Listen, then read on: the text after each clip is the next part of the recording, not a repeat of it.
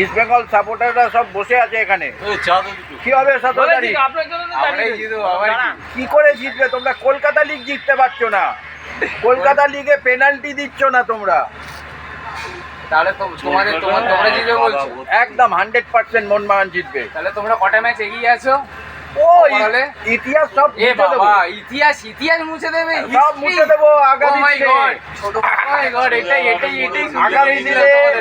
আগামী দিনে ইতিহাস মুছে দেবো আমরা। আইএসএল আই লিগ বাদে কটা কাপ জিতে আছো? কোন কাপ এগিয়ে আছো? এখন ইন্টারন্যাশনাল কাপ কটা আছে? আছে তো? ইন্টারন্যাশনাল এফসি কাপ কটা খেলেছো? আমরা এ বাবা, ব্রিটিশদের হারিয়েছি। ও নাই, স্বাধীনতার লড়াই লড়েছি। কিন্তু তাও ইন্টারন্যাশনাল কাপ আমাদের কাছে। আচ্ছা 17 তারিখ কি হবে? 17 তারিখ কি হবে? ইস্ট বেঙ্গল জিতে, এটা কোনো কথা? এটা কি করে সম্ভব? যতবার হারবি ততবার হারবি, এটা তো কথাতেই আছে। আরে এটা কি করে সম্ভব? এটা মাঠে সম্ভব। এখানে সব ইস্টবেঙ্গল সাপোর্টাররা বসে আছে। খুব সুন্দর একটা ম্যাচ হোক আমরা চাই। নিশ্চয়ই ভালো ম্যাচ হোক, দর্শক উপভোগ করুক। আর মাঠের মধ্যে আপনারা বিশৃঙ্খলা করবেন না। দেখুন খেলার লড়াই 90 মিনিট।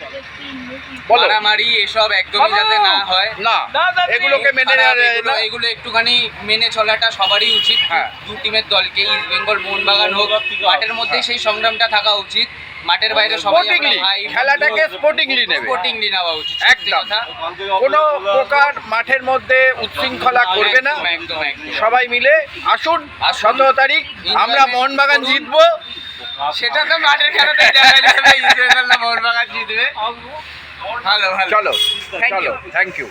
জয় মোহনবাগান, জয় ইস্ট বেঙ্গল।